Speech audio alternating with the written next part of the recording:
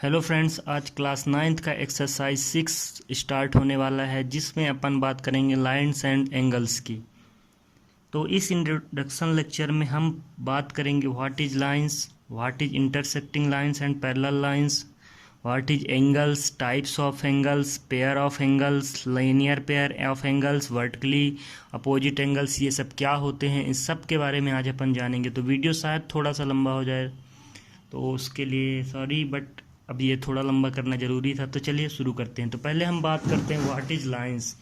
तो what is lines के बारे में पहले मैं बता दूं, लाइंस क्या होता है कि एक ब्रीथलेस लेंथ होती है जिसकी चौड़ाई अपन मेजर नहीं करते हैं, बस लेंथ मेजर करते हैं, तो इसे अपन बोलते हैं लाइंस। ठीक है, लाइंस के बारे में क्लियर हो गया। अब बात करेंगे what is intersecting lines and parallel lines. तो फर्स्ट इंटरसेक्टिंग लाइंस। तो इंटरसेक्टिंग लाइंस वो होती हैं जो एक दूसरे को इंटरसेक्ट करती हैं, मतलब कहीं ना कहीं जाके वो एक दूसरे को काटती हैं। इन लाइंस को क्या बोलते हैं? Intersecting lines. अब बात करते हैं पैरेलल लाइंस की। तो पैरेलल लाइंस किन्हें कहते हैं? तो ऐसी लाइंस जो कभी एक दूसरे को इंटरसेक्ट नहीं करती, मतलब उन दोनों की बीच की दूरी जो है, परपेंडिकुलर डिस्टेंस, वो किसी भी लेंथ पर कभी भी कहीं पे भी मेजर करेंगे वो आपकी सेम ही रहेगी। अगर यहाँ पे ए लेंथ है तो यहाँ भी ए ही रहेगी, तो ये डिस्टेंस सेम रहती है पैरेलल लाइंस में। तो आई होप कि इंटरसेक्टिंग लाइंस और पैरेलल लाइंस आपको क्लियर हो गया होगा। अब बात करते हैं एंगल की। तो एंगल क्या होता है? कोई भी दो रो जो एक वर्टेक्स पे मिलती हैं, इसे वर्टेक्स बोलते हैं। तो ये जो उनके बीच का एंगल बनता है इसे ही हम एंगल बोलते हैं। ठीक, इस डिस्टेंस को, तो ये होता है एंगल। इसे अपन जनरली थीटा से डिनोट करते हैं। ठीक है, तो इसे बोलते हैं एंगल। ये दो रे जहाँ पर इंटरसेक्ट करती हैं तो वो एंगल बनता है। तो टाइप्स ऑफ एंगल्स के टाइप्स अपन बात कर लेते हैं। तो एंगल्स के टाइप्स में आ जाता है, फर्स्ट होता है फर्स्ट टाइप एक्यूट एंगल। तो एक्यूट एंगल किसे कहते हैं? ऐसे एंगल जिसकी वैल्यू लेस देन 90 डिग्री होती है, मतलब 0 to 90 के बीच में वो वैल्यू होगी, 90 नहीं होगी, तो उसे एंगल को एक्यूट एंगल बोलते हैं। अब बात करते हैं राइट एंगल की। अब राइट एंगल किसे बोलते हैं? एंगल को इससे डिनोट करते हैं, इस तरह के साइन से। ठीक है, तो ये जान लीजिएगा। तो अब राइट एंगल किसे कहते हैं? 90 डिग्री के। तो 90 डिग्री जिस एंगल की वैल्यू होगी उसे अपन बोलते हैं राइट एंगल्स। अब नंबर 3 बात कर लेते हैं अपन की ऑब्ट्यूस एंगल किसे बोलते हैं। तो ऑब्ट्यूस एंगल बोलते हैं जिसकी वैल्यू 90 डिग्री टू 180 डिग्री होगी। ठीक है, 90 डिग्री नहीं होगी, 180 नहीं होगी, बस उसके बीच की वैल्यू होगी, जैसे 120, 130, कुछ भी 90 से बड़ा और 180 से छोटा। ठीक है, तो उसे ऑब्ट्यूस एंगल बोला जाता है। नंबर 4 अपन बात कर देंगे स्ट्रेट लाइन।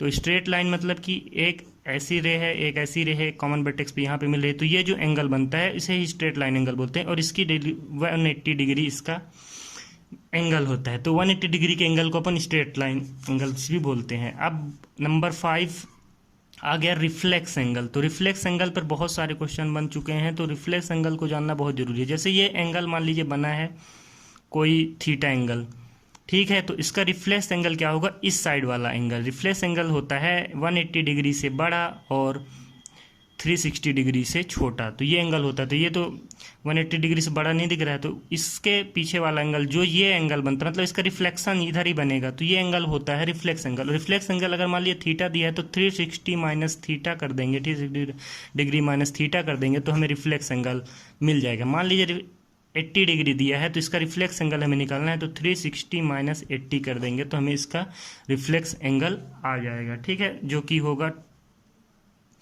280। ठीक है, अब रिफ्लेक्स एंगल के बारे में बात हो गई। अब बात करते हैं अपन पेयर ऑफ एंगल्स की। तो पेयर ऑफ एंगल्स में अपन को क्वेश्चन दिए हैं, जैसे कॉम्प्लीमेंट्री एंगल।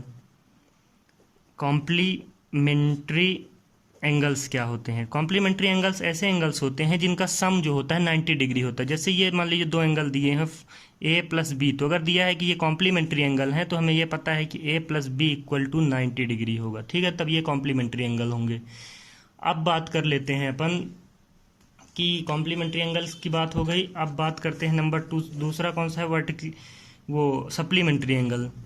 सप्लीमेंट्री एंगल किसे बोलते हैं? सप्लीमेंट्री एंगल इससे बोलते हैं जिनका सम 180 डिग्री होता है। जैसे मान लीजिए ये दो एंगल हो गए, एक एक्स हो गया, एक वाई, तो इनका सम कितना होगा? X plus y equal to 180 degree होगा। ठीक है, तो ये कॉम्प्लीमेंट्री एंगल हो गए। इनमें क्वेश्चन ऐसे बनता है कि मान लीजिए दिया हुआ है एक एंगल 90 डिग्री है और दोनों का सम दो और सप्लीमेंट्री एंगल है, तो दूसरा एंगल ज्ञात कीजिए। तो क्या करेंगे, 90 plus y equal to 180 degree, तो दूसरा एंगल भी 90 डिग्री हो गया।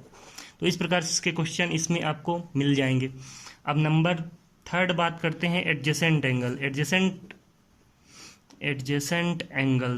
एडजेसेंट एंगल्स उन्हें बोलते हैं जिनमें एक कॉमन रे हो। जैसे मान लीजिए ये ए एंगल है और ये बी एंगल है, तो इन दोनों में एक कॉमन रे है, तो ए और बी एक दूसरे के एडजेसेंट एंगल कहलाएंगे। जैसे एक और एग्जांपल यहाँ पर देख लेते हैं अपन। जैसे ये 3 रे हैं, ए एक एंगल है, एक बी एंगल है और एक सी एंगल है। तो बी सी का एडजेसेंट है क्योंकि इसके कॉमन रे है।